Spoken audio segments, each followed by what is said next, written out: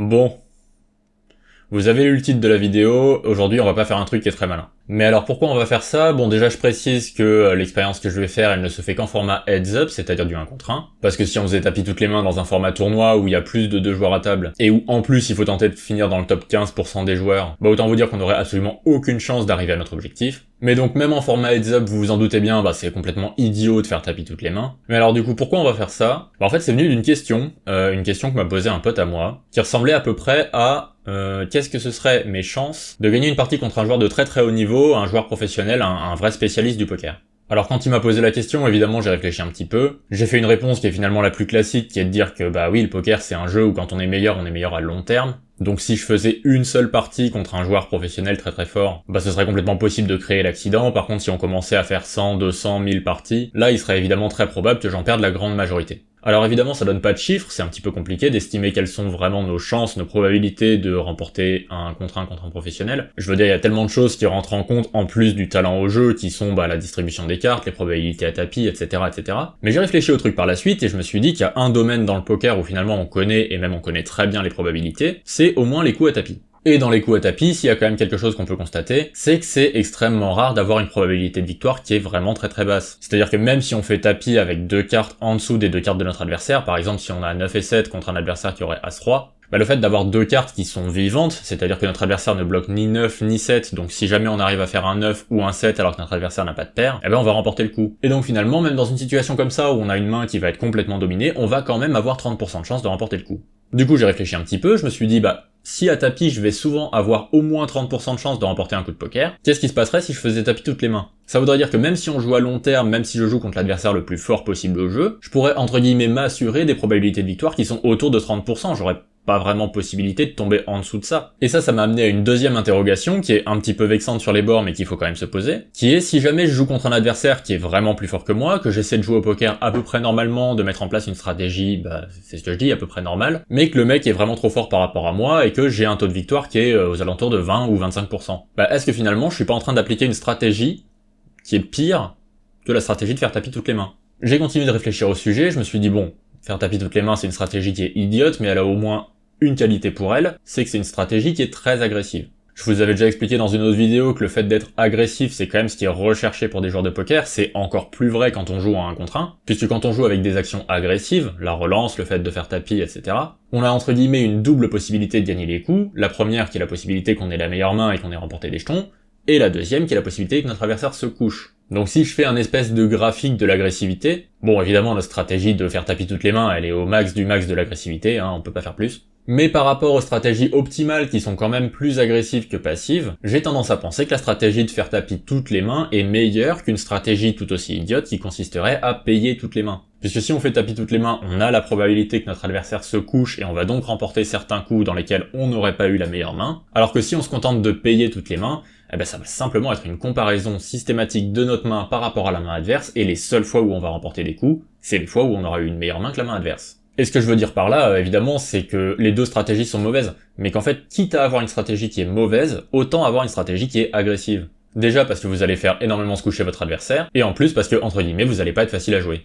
Quelques derniers arguments pour essayer de défendre cette stratégie de faire tapis toutes les mains qui est pourtant complètement indéfendable, c'est que 1, vous allez aussi avoir l'effet de surprise, c'est-à-dire que quelque part, si vous affrontez un adversaire qui vous connaît pas, qui ne sait pas que vous faites tapis toutes les mains, il va mettre un certain temps, 3, 4, 5 mains, voire plus, avant de se rendre compte que c'est effectivement ce que vous faites et que vous n'avez pas de filtre, que vous faites même tapis 7 et 2. Et pendant cette période de réalisation, il va peut-être se coucher avec une main avec laquelle il aurait largement dû payer en ayant connaissance de votre stratégie, justement parce qu'il était pas au courant. Et puis deuxième effet positif, comme c'est vous qui êtes agresseur, votre adversaire, lui, il est forcé de choisir la main avec laquelle il va payer votre tapis. Donc il est un petit peu obligé quand même d'attendre d'avoir une main légitime, une main convenable avec laquelle il a de bonnes chances de victoire pour pouvoir payer le tapis. D'autant plus que en faisant tapis toutes les mains, vous aurez fait coucher votre adversaire, donc vous aurez pris l'avantage dans le duel que vous êtes en train de jouer. Donc quand il va payer un tapis, ce sera nécessairement pour sa survie. Donc tout ça cumulé, je pense que assez régulièrement on va monter un petit avantage de jetons sur nos adversaires avant de se faire payer, et que peut-être que nos adversaires vont avoir tendance à un petit peu trop folder un petit peu trop de mains légitimes, puis que après cette période de fold, quand notre adversaire va finalement nous payer, on a une probabilité de victoire qui soit pas si ridicule que ça, avec en plus l'avantage que Dans le cas où on perd le tapis, le tournoi n'est pas encore complètement terminé, on est encore en vie. Mais tout ça, c'est sur le papier, c'est des choses que j'avais un petit peu envie de tester et sur lesquelles j'avais un petit peu envie de faire des stats. Donc on est parti, j'ai fait une dizaine de games sur les limites les plus basses de Winamax, et je vous laisse voir comment ça s'est passé, je vous préviens, attendez-vous évidemment à du grand poker. Bon, donc on va être sur les limites les plus basses de Winamax, on va se lancer, c'est heads up. Je suis désolé d'avance pour mes adversaires, on va essayer de pas avoir trop les mêmes adversaires. Voilà. Attendez, je vous mets la table comme il faut. Tac. Tac. Hop. C'est pas terrible. Ouah, je ferais pas mieux. Je ferais pas mieux sur une table. Voilà. Et on va appliquer cette magnifique stratégie. Paire de 10, c'est une bonne main pour commencer. Si on est payé tout de suite, ce serait vraiment chanceux. C'est pas le cas. 7 et 4 off, ça a un peu moins de gueule déjà. Est-ce que ça va être fini deuxième main? Non, ça gagne, magnifique. A6, pas horrible. Je pense qu'au bout de 3 ou 4 mains, ils auront compris ce qu'on fait. Hein. Roi 7 suité. Il se passe rien. On a monté 30 blindes. Hein. On a monté 30 blindes. A7 off. 47%, on est pas mal du tout. Hein. Let's go. On avait une belle main. On avait une belle main par rapport à la règle de ce qu'on pouvait avoir. Et voilà, on va essayer de pas reprendre Monsieur Ginus. Alors, ce que je vais faire, c'est que je vais ouvrir un petit Excel.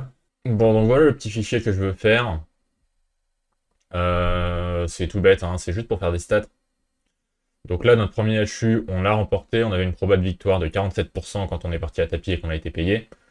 Je mets que la proba de victoire du premier coup à tapis parce qu'on sera forcément au-dessus de notre adversaire, étant donné que on passe notre temps à faire tapis. Donc soit on gagne les coups, soit on est payé première main, auquel cas on a le même stack que notre adversaire. Mais dans tous les cas, le premier tapis qui sera payé, on aura une possibilité de gagner instantanément le tournoi. Donc là, c'était 47%, c'est passé. Et je me laisse une place pour mettre, si jamais on perd le premier coup à tapis, qu'on se fait à nouveau payer, qu'on est couvert, quelle est notre probabilité de buster.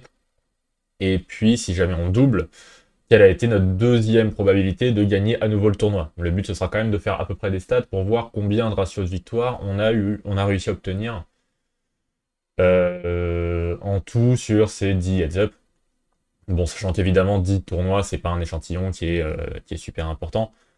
Mais j'ai pas juste envie de compter mes victoires parce que ça donnerait vraiment un taux de réussite qui est complètement biaisé, un échantillon qui est vraiment trop petit.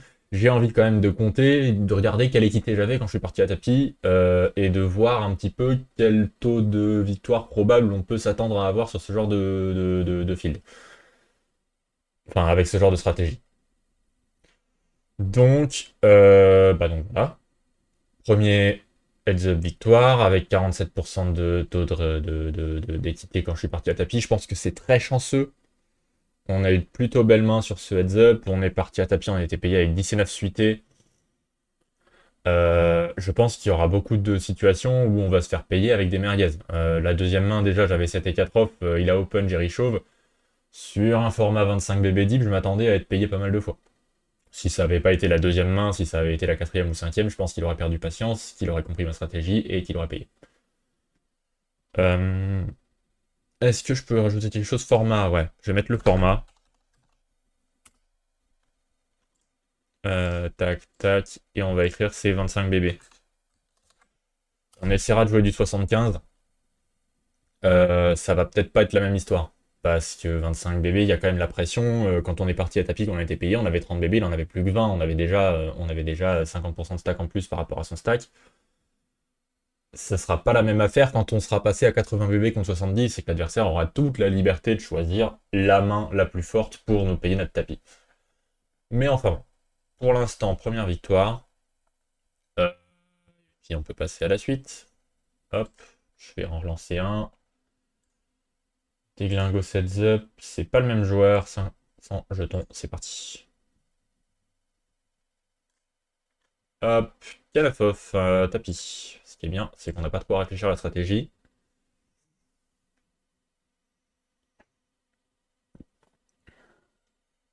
Oh là là. Oh non. J'ai cru qu'on avait flingué toutes les stats. Bah s'il fait tapis, on est obligé de call, hein. Je considère que faire tapis toutes les mains... Mais c'est une folie les mains qu'on a. C'est une folie les mains qu'on a, parce que pour l'instant je pars à tapis avec des mains legit. Bon, 30%.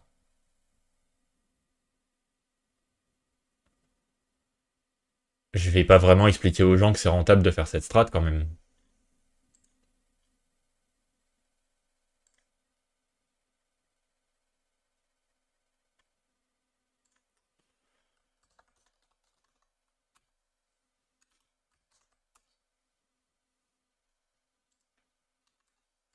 Non mais on va en perdre, hein. On va en perdre.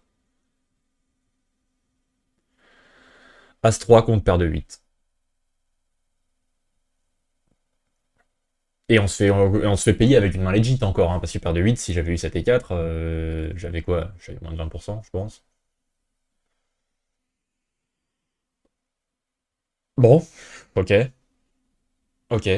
Bon, je prends pas les revanches aussi, parce que j'essaie de ne pas jouer les mêmes joueurs. En fait, ce qui fait aussi, j'en ai parlé un peu en intro, mais ce qui peut aussi faire une petite force de cette stratégie, c'est que l'adversaire comprend pas immédiatement ce que tu es en train de faire. Si on rejoue le même joueur, évidemment, on perd cet effet-là. Ici, c'est le nouveau Malaka, donc je vais pas le jouer. Ouais, c'est là qu'on risque d'avoir un peu d'attente. Ah, No Limit Hold'em.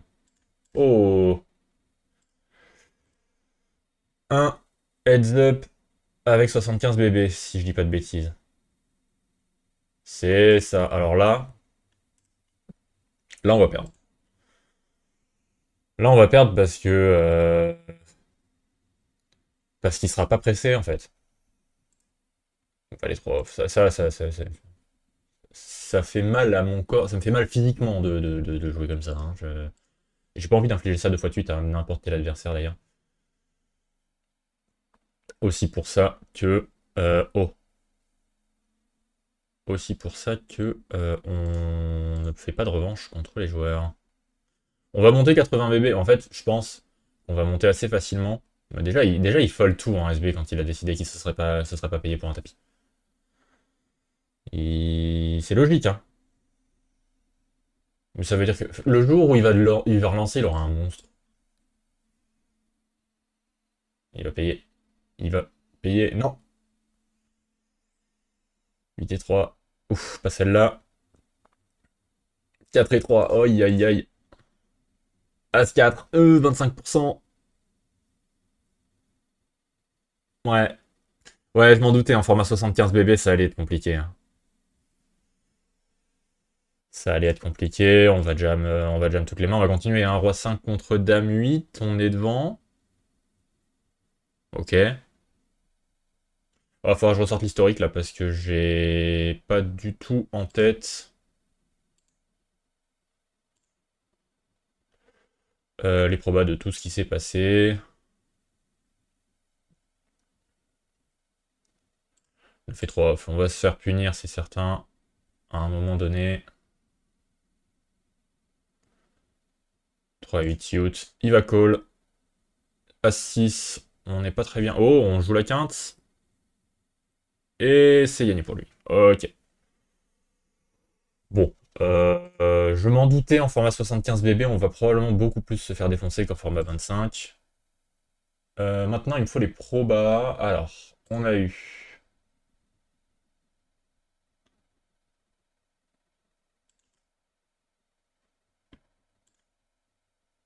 Tac, tac, on a 26% sur le premier all-in and call. Ensuite, on a un deuxième où on a juste une proba de perdre qui est de 50, qui est de 45%. Ouais, en fait, on a deux probas de perdre. On n'a pas d'autres probas de gagner. En fait, ça sert à rien que je les note celle-ci. C'est seulement utile si on a une deuxième win pour voir quelle était la proba que je gagne celui-là, puis re-celui-là. Là, on n'avait pas eu de deuxième shot à la victoire, donc on va juste simplement rentrer défaite et rentrer celle-ci. Et on était en format 75 bébé.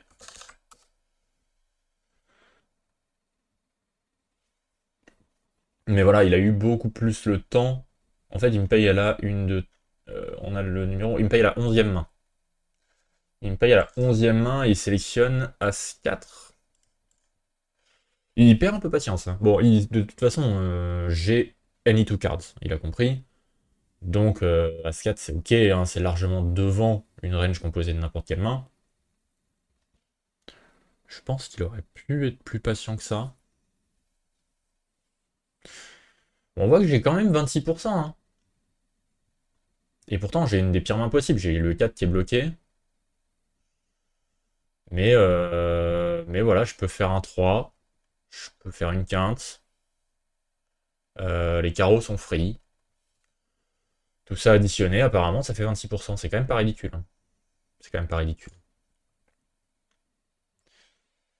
Ok. Ok, ok, ok. On a redistribué un petit peu. Alors, est-ce qu'il y a du monde? No Limit Hold'em, est-ce que ça va être le même? Oui, c'est le même. Je pense qu'on va galérer à trouver des gens. Bon, je teste de m'inscrire tout seul, mais j'ai un peu peur que les mecs qui viennent de me jouer se disent oh tiens une free win et qui rejoignent à nouveau. Le but c'est vraiment de faire des adversaires différents, hein, pour au moins avoir cet effet de surprise. Déjà que la strat est pourrie, si en plus on n'a pas l'effet de surprise au départ, autant dire que j'ai peu de chances de m'en sortir. Oh, Cactus 88, on l'a pas joué lui, magnifique. Magnifique, mon petit Cactus, tu relances première main, tu vas peut-être gagner première main, rends-toi compte. Va et 5 off. Roi 2. Oh, il a payé Roi 2.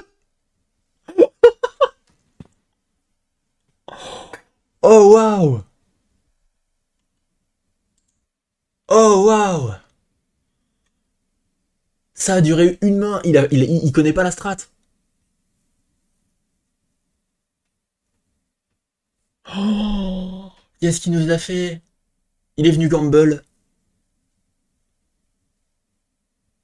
Il est venu gamble, on a encore chaté en plus. Valet 5 off. Oh là là, mais Roi 2. Roi 2, quand tu connais pas la strat, c'est un snapfold.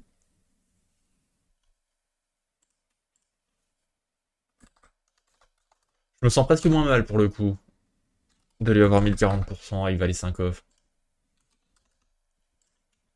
Par contre, on voit qu'on est un énorme chatard, hein. Enfin, pardon, je dois pas utiliser ce terme. On voit qu'on est un... On voit qu'on run au-dessus de le... Ouais, 3, 2, 1, parlez français. On voit qu'on run au-dessus de l'EV, hein.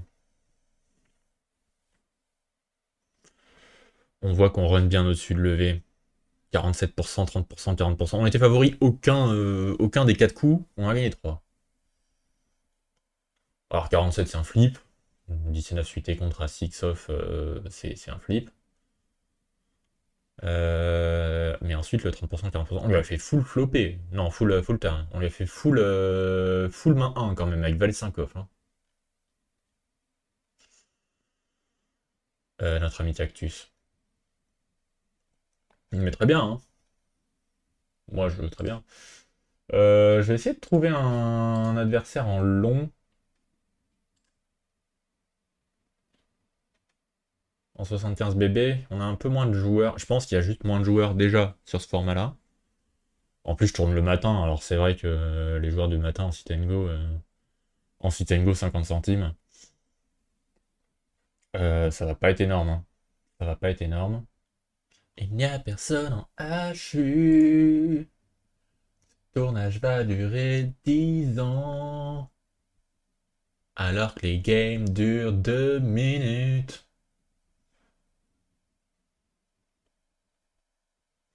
Ça y est, on pète déjà les plombs. On a une game, on a une game, on a une game, 75 bébés, on s'est inscrit tout seul dans le HU. C'est reparti pour une stratégie qu'elle est bien. Ouais, bah il va rigoler. Je vais peut-être le mute juste pour éviter. Ouais, juste pour éviter qu'on se fasse un peu trop trash talk. 2, 10, 4 et 9, pas mal. Oh, mais lui, mais lui, mais lui. Bien joué. Il nous reste 2 blindes. Bon, pas de chance. 8 et 2. Il va gagner 8 et 2, il va gagner hauteur 8. Ouais, bon.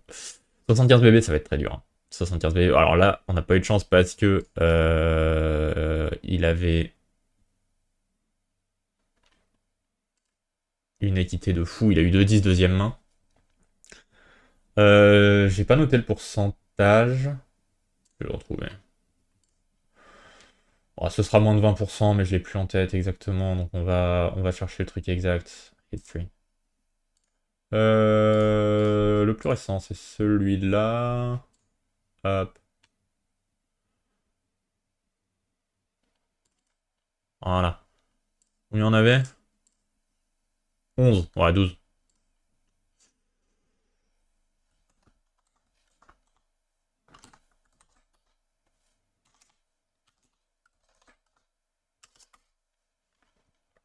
Bon. Je pense que ça va beaucoup ressembler à ça sur du 75 BB. Ça confirme un peu ce que je pensais avant de lancer cette expérience. On peut l'appeler comme ça. Je pense qu'on aura rarement plus de 30% sur du 75 BB Deep.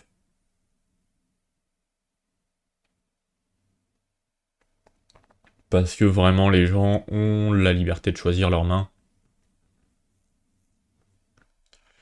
Et donc on va affronter des mains très fortes. J'essaie de retenir les pseudos pour pas affronter deux fois le même joueur. Schmartel 732, incroyable, on t'a pas joué toi. Tu vas te régaler mon frérot. On a une main, première main, hop. Allez, c'est tapis. Roi 6 suité, c'est tapis. 2 et 3 off, ça va. Valet de suit, c'est tapis. As 3 de la même couleur, 34%, on fait un valet. Oh, il fait flush au-dessus. 34%, c'est le mieux qu'on ait eu pour l'instant. Ah, hop. Le petit bouton mute.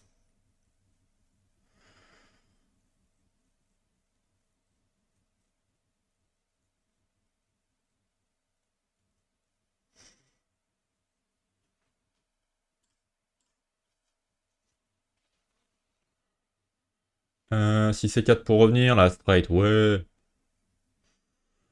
10 bébés contre 140. Ouais, il y a cet aspect-là aussi. Il y a cet aspect-là, c'est-à-dire que en HU 25 bébés, si on perd un coup et qu'on redouble après, on a des chances de nouveau avoir une chance de victoire. Parce qu'il y a quand même pas mal de chances qu'on couvre à nouveau notre adversaire en ayant doublé. Alors que en HU 75 bébés, on se retrouve à des stacks comme 10-15 blindes. Et donc forcément, notre adversaire va nous couvrir très largement. Roi 10 As 10, ok, ça va certainement être fini. Roi. Ok. On avait une meilleure chance de victoire quand même. Mais bah pour l'instant, en fait, notre tableau il va être vraiment éloquent. Si j'arrive à taper dedans.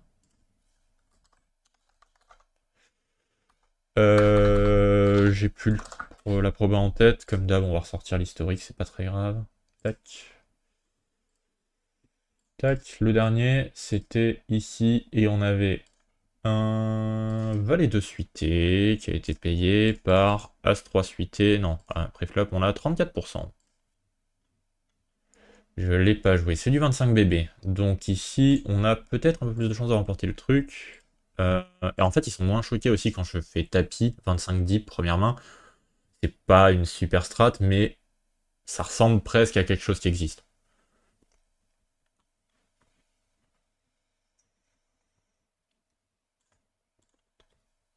Deuxièmement, il se doute pas forcément de... Ouais. Il a fait 8 off. En fait, il fold beaucoup au bouton.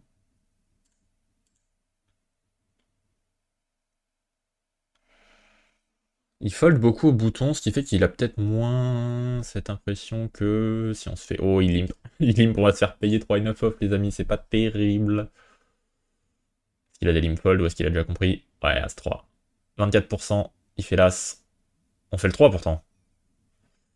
Ah oui, non, c'est le 9 qu'il nous fallait. Le 3 on s'en fiche. 24%. 2,58 et 9. 24%. Pas de mieux. Première défaite en format 25 BB. Mérité. Hein. Mérité clairement. Je m'attendais avant le début de l'expérience à avoir 3-4 victoires en tout. Si jamais, parce que je m'attendais à avoir à peu près 30% de proba de victoire en moyenne. Donc on est à peu près dans les clous. Alors, je vais juste mettre des couleurs. Est-ce qu'on a mis des horreurs pour l'instant? On a mis un 30%. Et on a gagné un 40% et un flip. C'est pas des dingueries.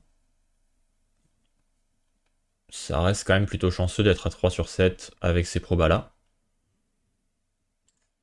Mais c'est pas non plus...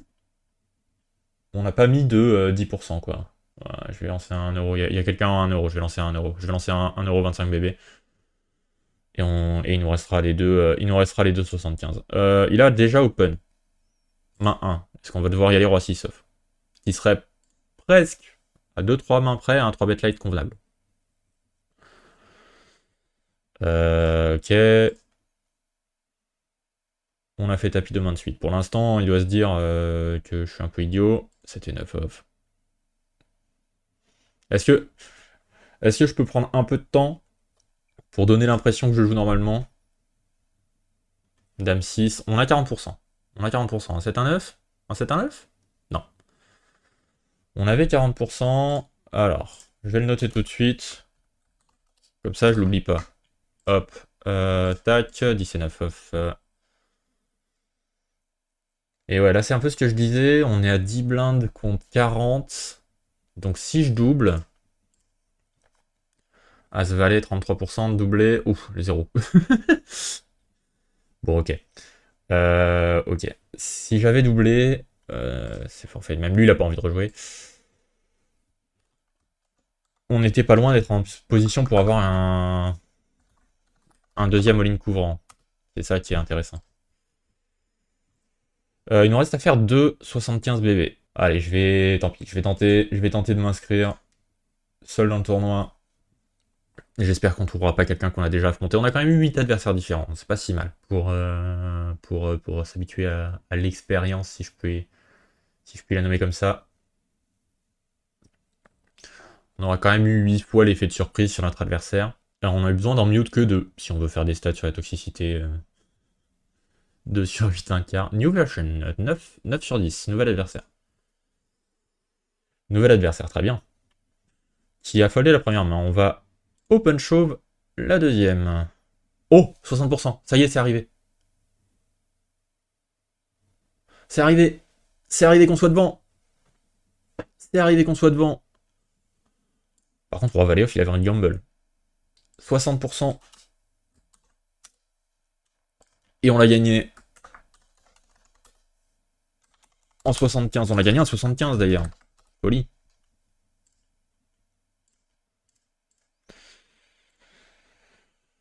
Contre Monsieur Nouvelle Version.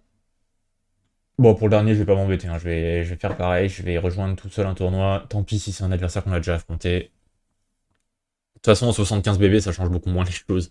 L'effet de surprise, il va me permettre de gagner peut-être 10 BB, mais je partirai à tapis 80 contre 70 avec une merguez. Qu'il ait été surpris quand il avait 70 BB ou qu'il ait été surpris quand il en est 65, j'y rêve. Ça change pas énormément la dynamique de la partie. Milo, ben on aura eu 10 adversaires différents. Magnifique.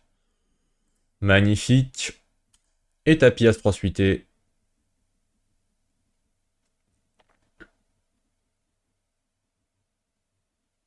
Et tapis Dame 10 suité. S'il me prend pour un fou, Dame 10 suité, je suis content de me faire call. Hein. Non. Enfin, est-ce qu'on va me prendre pour un fou? La réponse, c'est évidemment oui. Mais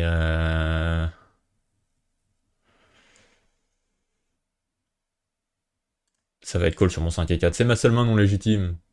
Non, ça va, il fold.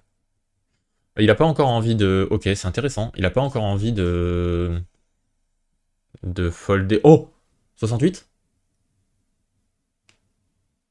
Oh, oh, oh, oh. Allez. Eh ben, on finira là-dessus, sur ce roller coaster. 68%. Gros coup de bol sur la distribution. Qui va me flinguer mes stats d'ailleurs, parce qu'on n'aura jamais autant de ratio de victoire que ce que j'ai eu là. J'ai jamais été en situation de remporter un tournoi sur, sur une deuxième chance. En 10 parties. J'espérais que ça arrive au moins une fois ou deux. Notamment sur les tournois 25 BB.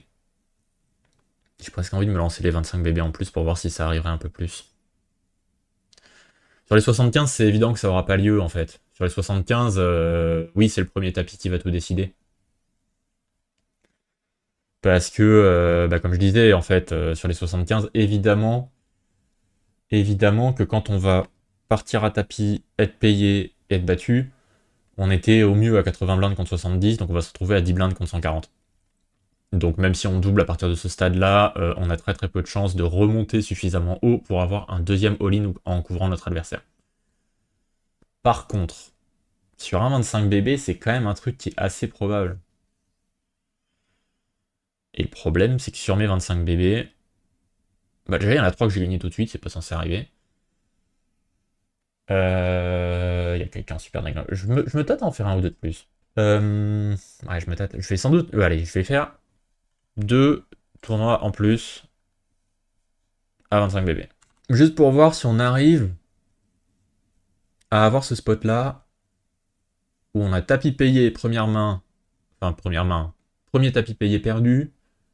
Deuxième tapis payé gagné en double. Et on a une deuxième chance de remporter le tournoi. C'est juste pour avoir ces quelques petits pourcentages supplémentaires.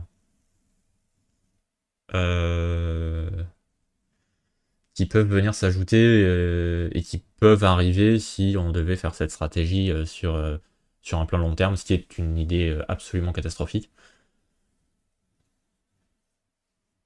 Mais de la rigueur scientifique, que diable. Ah, Genius, il nous a déjà joué. Il nous a déjà joué, il connaît la strat. Donc on aura moins l'effet de... Il a Stam première.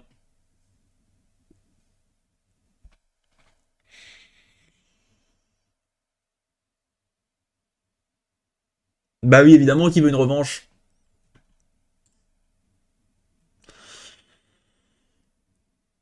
Euh... On coupe au montage celui-là ou je fais quoi là? Déjà ça m'aide pas pour mes stats, pour faire ce que je voulais, 30%. 29. 29,6, je peux mettre 29,6, hein. Bon, c'est bon, 30. Je fais les arrondis depuis le début.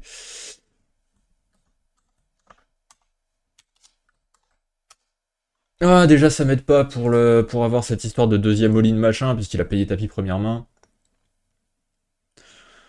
Et puis en plus, bon, je fais pas ce truc-là juste pour fourrer des gens, quoi. C'est un peu rigolo.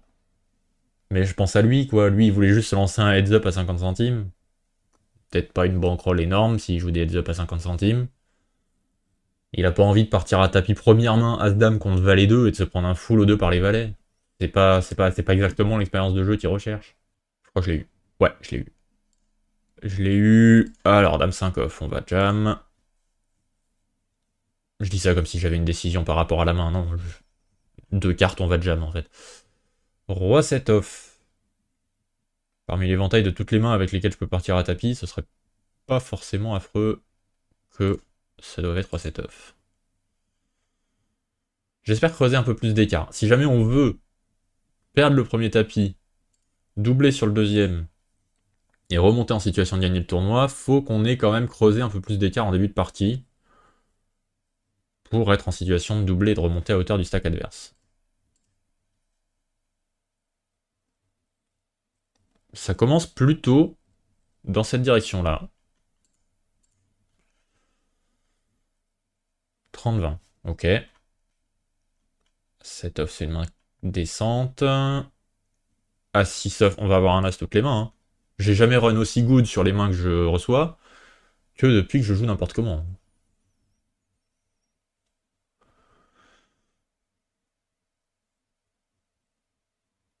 Valet 9, on a 53%, on a 92. Eh ben écoutez, eh ben écoutez,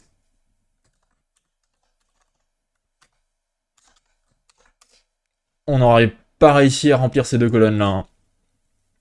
On n'aura pas réussi à les remplir. On n'aura jamais été en situation de doubler pour potentiellement revenir et gagner le tapis suivant. Parce que en fait, soit c'était défaite instantanément, soit c'était victoire instantanément. Bon, ok.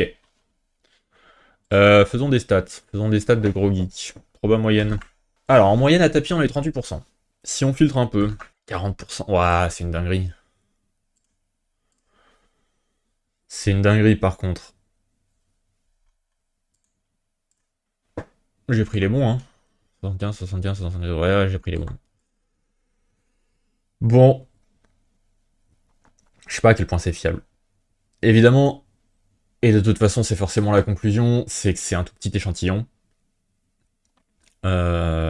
J'ai pas non plus envie de passer des cinquantaines ou des centaines de parties à jouer de cette manière-là avoir un échantillon représentatif. Déjà parce que je pourris un peu l'expérience de jeu des mecs qui m'affrontent et ça c'est pas très cool. Même si bon, ils ont théoriquement de grandes chances de gagner le heads-up contre moi, ils ont un peu envie de jouer au poker aussi, pas juste de payer ou de ne pas payer les tapis. Et puis parce que j'ai pas envie de flinguer ma roll, même si c'est à coût de 50 centimes et 1 euro, mais bon, j'ai juste pas envie de faire ça avec mon argent, tout simplement. Mais ceci étant dit, on a 38% en moyenne, quand on est payé, de gagner le heads-up instantanément. Le 37% en format 25 bb, il me choque pas. Le résultat à 40% en format 75 bb, il est complètement faussé par les deux valeurs qui sont ici. Parce que il y en a un où on a eu un adversaire qui a complètement gamble, qui a décidé de payer un tapis 75 bb avec Roi Valet Off. Et c'est pas du tout parce qu'il avait vu ce que je faisais, puisqu'il l'a fait main 1 ou main 2, je crois. Et le deuxième, 68%, c'est vraiment un setup avec un adversaire où on avait déjà fait tapis 6 ou 7 fois, et où il a logiquement collé à suite suit, parce que contre n'importe quelle deux cartes, il s'en sort bien, et il a pas eu de chance du tout parce qu'il est tombé sur notre As-10 en face. Alors que j'aurais tout aussi bien pu jam si c'est 3 off. Donc, ce 40% là, il est faux. Moi, je pense que le scénario réaliste, il est là-haut, hein. Il est 26, 12, 34. Il est par là. Par contre, je pense que sur la moyenne totale, bah, effectivement, les coups on était favoris sont plutôt déroulés sur des 75 bb, ce qui n'est pas normal. Mais de temps en temps, avec la stratégie que je viens de faire, oui, vous allez être favori à tapis. Ça va arriver quand même. Parce que bah, de temps en temps, c'est ça qui va se passer. L'adversaire, il va commencer à prendre des mains qui sont un peu moins fortes que la théorie pour vous payer parce qu'il s'adapte au fait que vous faites tapis toutes les mains. Et, euh, et ça va tomber sur le moment où vous avez fait tapis une main qui était forte. Ça peut arriver. Mais globalement, 38% de chance de victoire, c'est évidemment très insuffisant, puisqu'on voit que sur les heads-up à 50 centimes, j'en gagne 94. Donc il y a 94, donc il y a 6% de Drake. Donc s'il y a 6% de Drake, il faudrait un ratio de victoire à 56% pour commencer à être rentable sur le format. Donc évidemment, la conclusion, c'est ne le faites pas. Ça, je pense que ça surprend personne. Maintenant, est-ce que toutes les stratégies en heads-up vont atteindre 38% de win rate? Évidemment, si on prend pas les stratégies idiotes qui disent payer toutes les mains ou folder toutes les mains, voilà. Mais est-ce que si je joue contre un très bon joueur, que je joue 100, 200 parties, je vais avoir 38% de win rate? C'était la question qu'on se posait en début de vidéo, et maintenant qu'on a fait l'expérience, bah, je suis toujours pas plus convaincu que ça. Donc oui, c'est une très mauvaise strat, mais il y a des strats qui ont l'air beaucoup plus intelligentes et qui en fait sont pires que ça. C'est un peu la conclusion. c'est que, ouais, en fait, en essayant de créer une stratégie de nous-mêmes qui joue normalement, etc., si on est un joueur au tempérament un peu passif, qu'on a tendance à trop fold, qu'on a tendance à trop croire notre adversaire, surtout sur des formats heads-up qui sont quand même censés être très agressifs, bah, je pense qu'on a moyen de se retrouver involontairement à appliquer une stratégie qui a moins de chances de victoire que de juste faire tapis toutes les mains. C'est un peu vexant, que quand même c'est bien stupide ce que je viens de faire, mais ouais, ça a des chances d'arriver, quoi. Ça a des chances d'arriver. Bon, je sais pas trop comment conclure ça. Ne faites pas tapis toutes les mains. Soyez agressif quand même, surtout en heads up, c'est super important. Même si vous jouez pas beaucoup en heads up, ça peut vous arriver d'arriver en finale d'un tournoi, d'être à deux restants, etc. Il faut savoir être agressif dans ce format-là. Et puis des bisous. Salut à tous.